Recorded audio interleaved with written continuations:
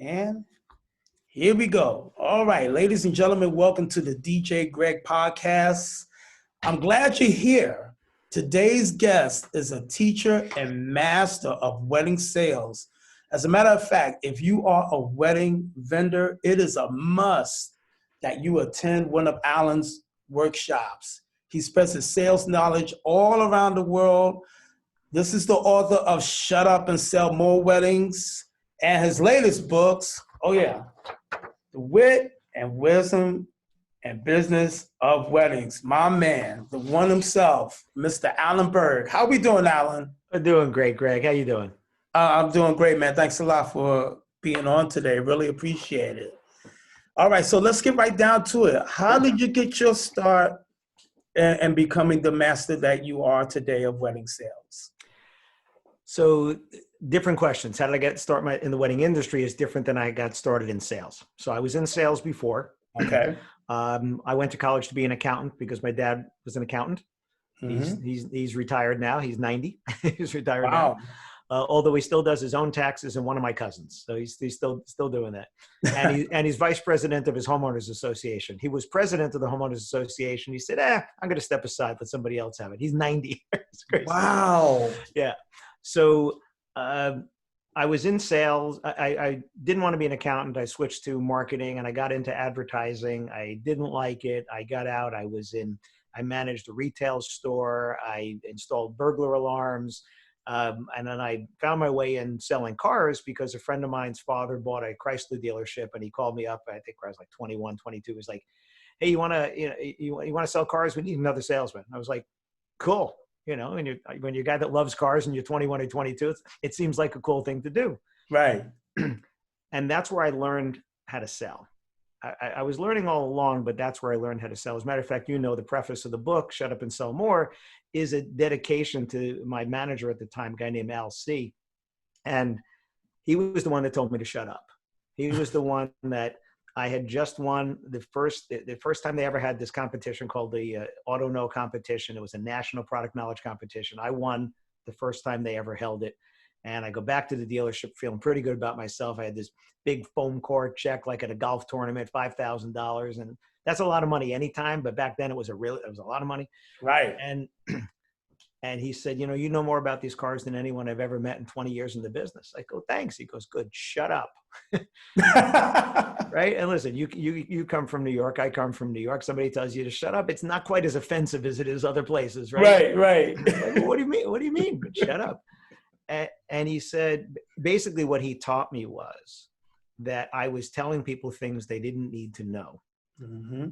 And this was the most formal training I ever got, by the way.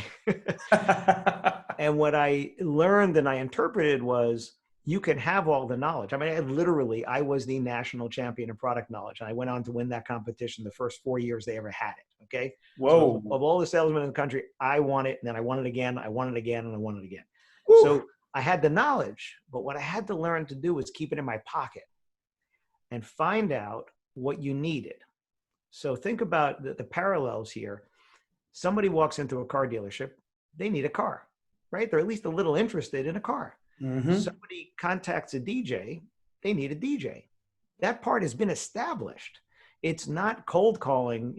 Just imagine if you didn't have Wedding Wire, The Knot, Facebook, bridal shows, any of that kind of stuff. And you just start calling around the neighborhood. Yeah, hi, you need a DJ? You need a DJ, right? Right. That's completely different. The need has been identified. And what I learned to do was, just imagine this. Imagine you walked into a car dealership and there was a red convertible in the middle of the showroom floor, the fanciest model they have. Pretty typical, right? Mm-hmm. Right. So you and me, we would go sit in the car, right? Right. Want to feel the wind in our hair, right? I can relate. Yeah, work with us on this, right? Most guys would go over, or women would go over and try to sell the person that car. What I learned to do was to go over and say, hey, what'd you come in looking for today? Not assume that you wanted that because you were sitting in it, because that was like a moth to a flame.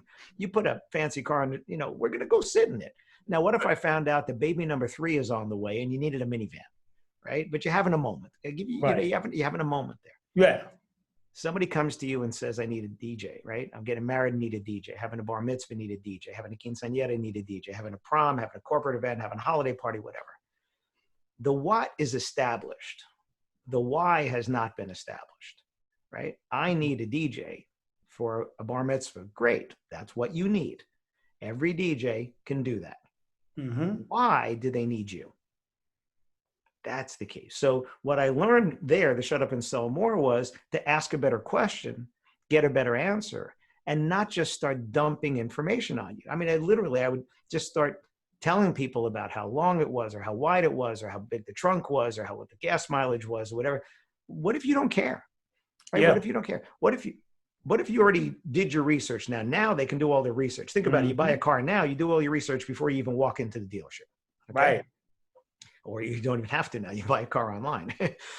But back then, you had to get a brochure. You couldn't go online. When I was selling, you couldn't go online. But maybe they had stopped in and got a brochure. Maybe my dealership, maybe somewhere else, they got the brochure. Maybe they knew the details, right? Maybe they knew it would fit in their garage. Maybe they didn't have a garage. It didn't matter. Maybe gas mileage didn't matter because gas was cheap, or they weren't paying for it, or they just don't care. Right. What is the most important thing to them? That's the key. So that was the learning how to sell. Getting into the wedding industry, I'd been in the car business 6 years. I had gotten into management, but it was not the job that I wanted. The job I wanted was to be a leasing manager, because I understood leasing. I understood the mechanics of it. I understood the value of it for certain people. And in my dealership, we had 11 salesmen, and I was doing 40% of the leasing. Right. Wow. So I left the Chrysler dealership and I went to a Honda dealership to be the leasing manager, but they also made me the business manager. The business manager is the person you see after you buy your car. And tries to sell you all that other stuff. Okay. The warranties. All that. Yeah. Funny side story. I got a call last night from my cousin out in California, and it was just an unusual time. It was like 9 something at night for me. So 6 o'clock for her. I was like, what's up? She was at the car dealership, and the guy was trying to sell her something, end of lease, whatever, for $1,000, whatever. And she's like, I know you know this stuff. So he called me from his office. Wow. Right. I hated that job. I hated that job because the job was about pressuring people to buy right now. Yeah. I'm all for trying to get the sale now. But I'm all for trying to get the sale now to sell them the outcomes that they want. That job was with the warranties and the rust proofing, the body side molding, and all this kind of stuff. And some people want it, some people don't. But my job was to sell it to you anyway. Right. That just goes against it. That's nails on a chalkboard for me. So a friend of mine, whose mother-in-law was doing typesetting for a wedding magazine out in Long Island in New York, and she heard that the New Jersey franchise of this wedding magazine was for sale. So she tells her son-in-law. He ends up buying it. Now, he's got no connection to the wedding industry. He buys this wedding magazine. Wow. He calls me and he said, I don't want a partner. I want a salesman. I want you straight commission, right? 1099. No salary, no draw, no minimum, no guarantee, no base, no nothing. You're an independent contractor, but you work for me and you sell this stuff and it'll work out great for both of us. Okay. Hated my job, but I was making really good money. I had a company car. I had paid benefits. My wife was pregnant. My older son was turning 3. Whoa. My wife wasn't working. And, oh yeah, that makes perfect sense, right? Let's just leave that security. Wow. And I said something when they told me, this is how much money you're going to be making. When I told them I was leaving, and they pulled out a piece of paper and they said, look how much money you're going to be making. And I said the words, it's not the money. I'm not home. My wife's pregnant. I'm not seeing my 3-year-old son. It's not the money. And I had an epiphany, Greg. When I said it, I meant it. I heard people say those words, right? You imagine when you go back when you're in your 20s, right? Yeah. And you heard people say, it's not the money. You're like, yeah, of course it's the money, right? I want the bigger house. I want the fancier car. Of course it's the money. Yeah. No, I said it and I meant it. I was like, I understand what it means to say it's not the money. Wow. And little side note to that, right now, my income is down almost 50%, and it's not the money, right? Right. We're healthy, we're safe, right? We're fortunate to be able to make it through. Again, 50% is better than 100% down, right? That's good. Right. That's helpful. Anyway, so I take this job. I leave. I had to go get a car. It was funny. I had to go get a car. So I bought this $4,000 used car. had 24,000 miles on it. I drove it for 3 years. It had 117,000 miles at the end of 3 years. Woo! And 5 years after I started with that, my wife and I bought the 2 franchises. We ended up publishing 2 wedding magazines for another 5 years. So now Okay. it's 10 years in the industry.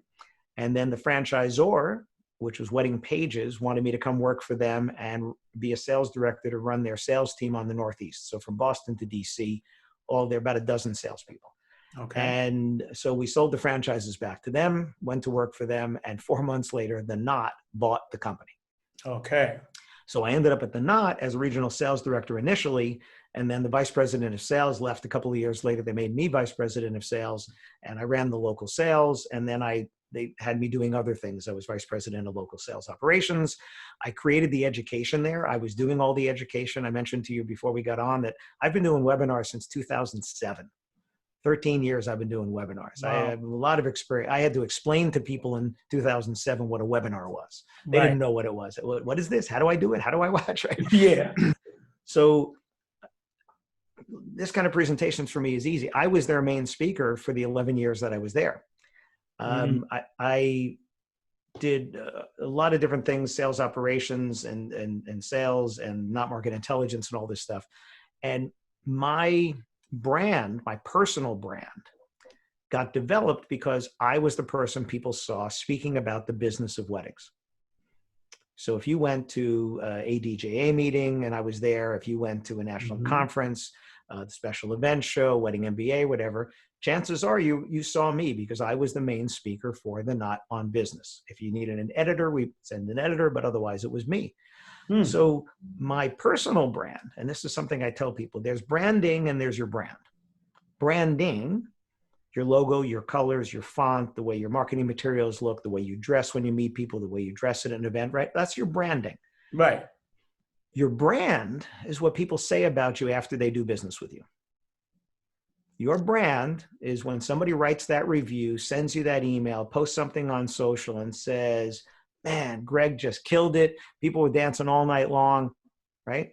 Right. He was so nice to work with. He was so easy. He was, right? That's your brand. Right? Okay. Because every DJ does the same what, right? I can get the same access to the songs that you have. I can buy the same equipment that you have. That doesn't make me you. So the difference can't be the what. The difference has to be the why. Why do people like you? What do they say about you? In about 2004, so 2000 is when the Knot bought Wedding Pages, April of 2000. Okay. In about 2004, something happened where when somebody would say, hey, we're having this event, can you send somebody to speak? It all of a sudden became, can Alan come? Instead of, can you send someone? And if they said, oh, we'll send so-and-so, we'll send, no, can Alan come? And looking back, that's when I realized I had a personal brand because you wanted me. Right. You didn't want somebody. You wanted me. The best thing that you can have in any business, right? In any service business, certainly like the wedding industry, is not that they want someone who does what you do. They want you. If you're a single op, you want them to want you. If you're a multi-op, you want them to want your company and maybe specifically like someone in the company. Like you think about Jason Janai, right? Right. Jason's got a company, but some people want Tony, right? If they want Tony T, they want Tony T. They don't want somebody. They want him. If they want Jason, they want Jason. If they want Jeff, they want Jeff, right? It's same, Mike Walter, Elite Entertainment. Do you want Mike or do you want, Jay, or who do you want within the company there? Exactly. So your personal brand, I had a personal brand all of a sudden. So when I left the Knot in 2011, I already had a brand. People already knew me. Right. I needed to make sure that I didn't disappear from stages. And the problem was that I got caught in a downsizing that a lot of people got caught in, right? At the company. It was a lot of big downsizing. 4 vice presidents and mid-level people and some lower people and so forth. I didn't know that I was going to be independent all of a sudden. Oh, wow. Just picture this. There's my first book, my website book. If your website was an employee, would you fire it? Right. I had just self-published. That's the second edition. I had just self-published. First book I ever made, self-published. I had 1,000 books.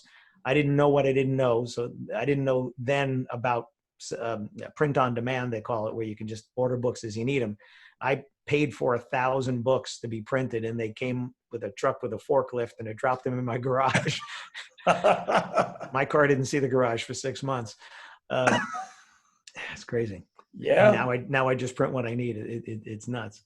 So I went into the Knott's offices to give a copy of the book to my boss, the CEO, Yeah. and found out in that same meeting that I don't work there anymore. Oh, wow. Yeah, not because of the book, but just work. It's just so it happened Yeah. that way.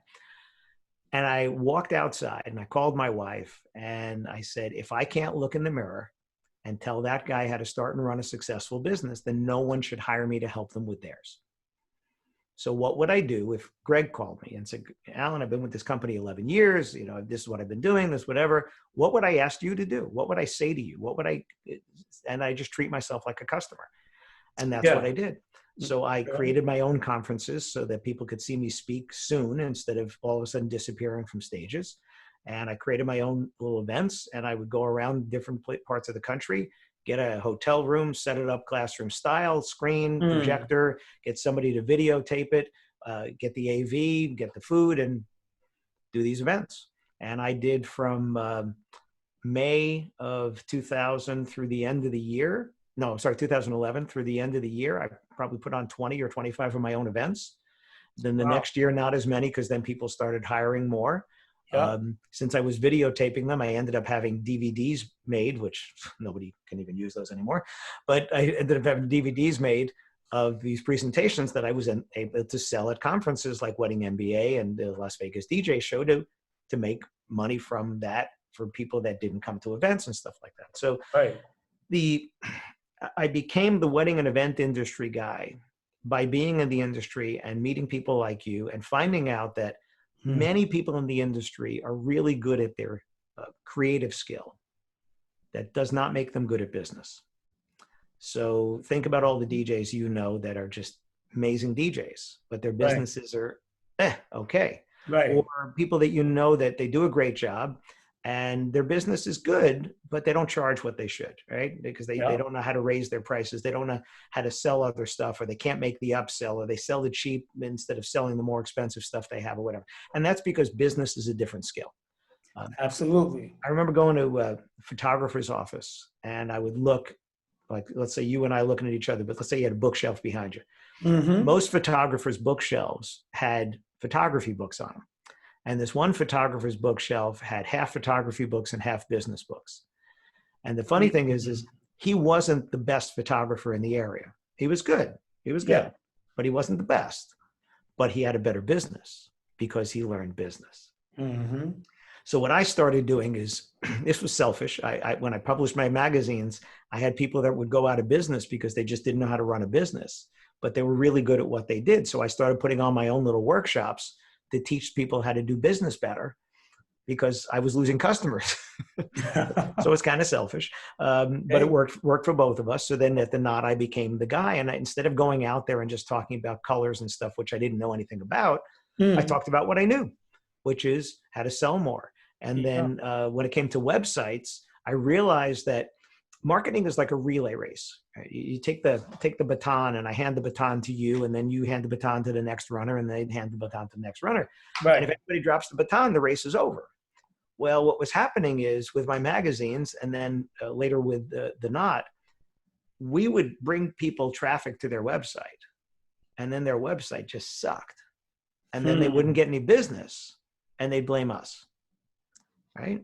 They blame the magazine, they blame the bridal show, they blame everybody because he gave you the baton. You dropped it. We didn't drop it. But because people don't track, they can't track, they don't know how to track, they don't want to track, they would blame it and say, I'm paying you for advertising and I'm not getting any business. So first time I ever spoke at Wedding MBA, I wrote a presentation, which they ended up changing the title, which was better title, 10 ways your website's killing your business. And I talked about things that you're doing on your website that are actually hurting your conversion.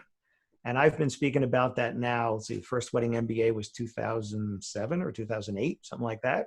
Yeah. So for over 10 years, I've been speaking to people about it. And the things I'm talking about are not much different now than they are then, because I don't care if you made your website yourself, as long as it doesn't look like you did. I don't care if you spent a lot of money on it, didn't spend a lot of money on it. I don't care if it's WordPress or Wix or Squarespace or whatever. Your website has one job. You're a DJ. Your website has one job. Get me the inquiry. Hand me the baton. Give me the baton. It's my turn. Right.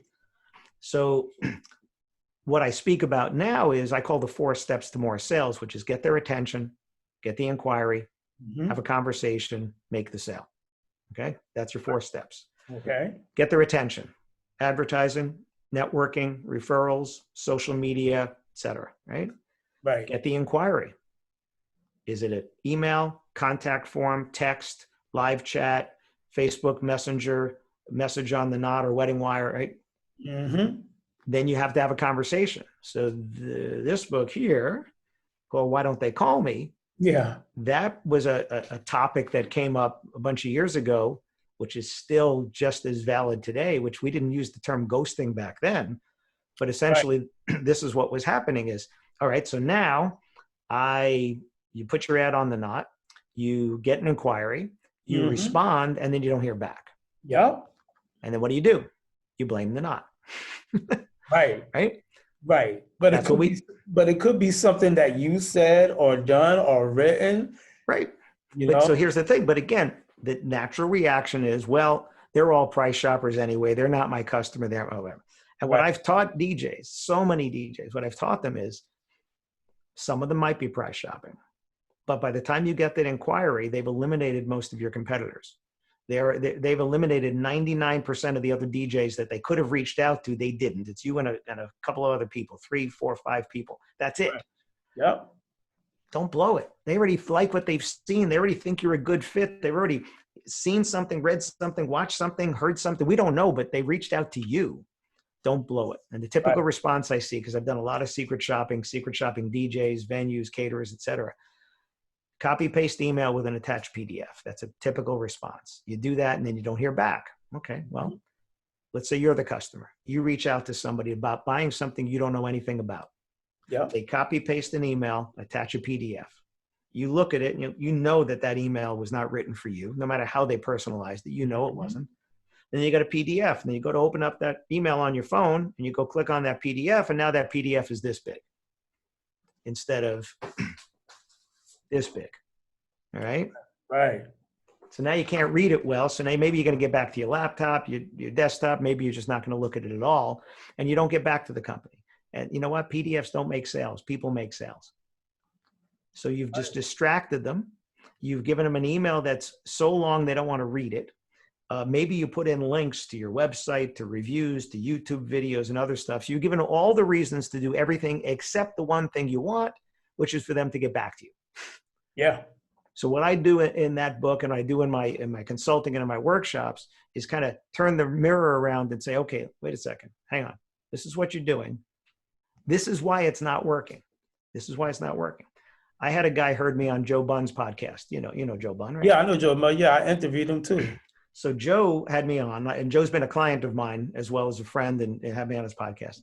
This guy contacts me, a DJ in New Jersey, and he said, I heard you. It's exactly what's happening to me. I'm responding right away, but I'm responding short, like you said.